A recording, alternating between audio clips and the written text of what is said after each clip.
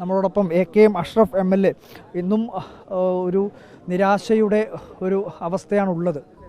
തീർച്ചയായും നമ്മൾ ഇന്നലെയും ആ ട്രക്കിൻ്റെ ഇവിടുത്തെ റവന്യൂ മന്ത്രി ഒഫീഷ്യലായി ട്രക്ക് കണ്ടു കിട്ടി എന്ന് പറഞ്ഞ നിമിഷം മുതൽ നമ്മളെല്ലാവരും ആ ട്രക്കിലേക്കൊന്ന് എത്താനും ക്യാബിനകത്ത് അർജുനുണ്ടോ എന്ന് ഉറപ്പുവരുത്താനുള്ള ശ്രമങ്ങളിലും അതിൻ്റെ വല്ലാത്തൊരു പാച്ചലായിരുന്നു. അവസാനം ഇന്ന് ഫ്ലോട്ടിംഗ് പൻഡോൻ അത് കൊണ്ടുവരുന്ന കാര്യം രാവിലെ 10:30 മണിക്ക് തുടങ്ങുമെന്ന് പറഞ്ഞ് അത് അസാധ്യം എന്നാണ് പറയുന്നത്. ഡ്രഡ്ജിങ് മിഷൻ കാർവാർ MLA ഇവിടെ ഇരിക്കുന്നുണ്ട്, സതീഷ് കുമാർ ഷെയിൽ, അതും നമുക്ക് കൊണ്ടുവരാൻ കഴിഞ്ഞിട്ടില്ല. അതിനിടയിലാണ് രക്ഷാപ്രവർത്തനത്തിൻ്റെ ഭാഗമായി 1000-ഓളം ആളുകളെ കടലിൽ നിന്നും നദിയിൽ നിന്നും പൊക്കിയെടുത്ത വലിയ കർണാടകത്തിൽ അറിയപ്പെടുന്നൊരു ടീമാണ് ഈശ്വർ മൽപ്പയുടെ നേതൃത്വത്തിലുള്ള ടീം. അവർ പ്രതീക്ഷ വെച്ച് പുഴയിലിറങ്ങി 7 പ്രാവശ്യം മുങ്ങി. എന്നിട്ട് പോലും നമുക്ക് അവർ പറയുന്നത്, ഇപ്പം ഞാൻ ഈശ്വറിനോട് സംസാരിക്കുമ്പോൾ പറഞ്ഞത്, വലിയ കല്ലുകളും അതിന് മുകൾ ചെളിയുമാണ് കിട്ടുന്നത്, ഈ ട്രക്കിൻ്റെ അടുത്ത് എത്താൻ കഴിയുന്നില്ല എന്ന്.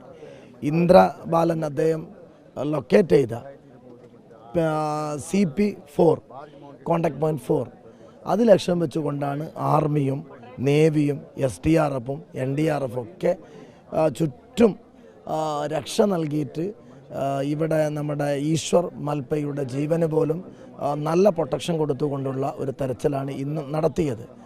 പക്ഷെ നമ്മളെ സംബന്ധിച്ചിടത്തോളം ഇത്രയും ദിവസം, ഞാൻ 8 ദിവസമായി ഇവിടുത്തെ ഒരു മനുഷ്യൻ, നിരാശയോടുകൂടി വീണ്ടും മടങ്ങുന്ന ഒരവസ്ഥയാണ്. നാളെയും തെരച്ചിൽ തുടരുന്നുണ്ട്, എല്ലാ സംവിധാനങ്ങളും ഉപയോഗിക്കുന്നുണ്ട്. പക്ഷെ ട്രക്കിനടുത്തേക്ക് നമുക്കെത്താൻ കഴിയുന്നില്ല. തിരച്ചിൽ നടത്തുന്ന ഘട്ടത്തിൽ ഈശ്വർ മാൽപ്പെ പറയുന്നത് ഈ പാറകളും കണ്ണുകളും ഈ ചളികളൊക്കെയാണ് കാണാൻ വേണ്ടി കഴിയുന്നത്, അല്ല ട്രക്കിൻ്റെ ഒരു ഭാഗവും കണ്ടെത്താൻ കഴിയുന്നില്ല എന്നുള്ളത് തന്നെയാണ്. തീർച്ചയായും ഈശ്വർ മൽപ്പെ ഇവിടെ എത്തും. നമ്മുടെ MLA ഇവിടെ നിൽക്കുന്നുണ്ട്, അദ്ദേഹവും നമ്മുടെ മൻകൂനയുടെ അടുത്ത് പോയ ഒരാളാണ്. ഒരു കാരണവശാലും ഈശ്വർ മൽപ്പയ്ക്ക് 7 പ്രാവശ്യം, ഒരു പ്രാവശ്യം ആദ്യം 10 മിനിറ്റ്, അതിനിടയിലൊരു സംഭവം നടന്നു, ഒന്ന് കയറ് പൊട്ടിപ്പോയി, അയാൾ 100 മീറ്ററിനിപ്പുറം 2 മിനിറ്റ് കൊണ്ട് പൊങ്ങുന്നൊരവസ്ഥ ഞങ്ങളൊക്കെ വല്ലാണ്ട് ഭീതിയോടുകൂടി കണ്ടതാണ്. അവരുടെ ഒരു 8-അംഗ ടീമുണ്ട്, അവർ പറയുന്നത് എത്ര ഒന്ന് ആഴത്തിലേക്ക് പോകാൻ കഴിയുന്നില്ല. പോകുമ്പോൾ വലിയ വലിയ പാറക്കല്ലുകൾ, ഈ മണ്ണിടിച്ചലിൽ നിന്ന് വന്ന പാറക്കല്ലുകൾ, അങ്ങനെയാകുമ്പോൾ നമ്മളെ സംബന്ധിച്ചിടത്തോളം നമുക്ക് ഇനി എത്ര നാൾ എന്നുള്ളൊരു ആശങ്ക നമ്മുടെ മുമ്പിൽ വരികയാണ്. നമുക്കിപ്പോഴും നമ്മളൊന്ന് വെയിറ്റ് ചെയ്യാം, ശ്രമിക്കാം.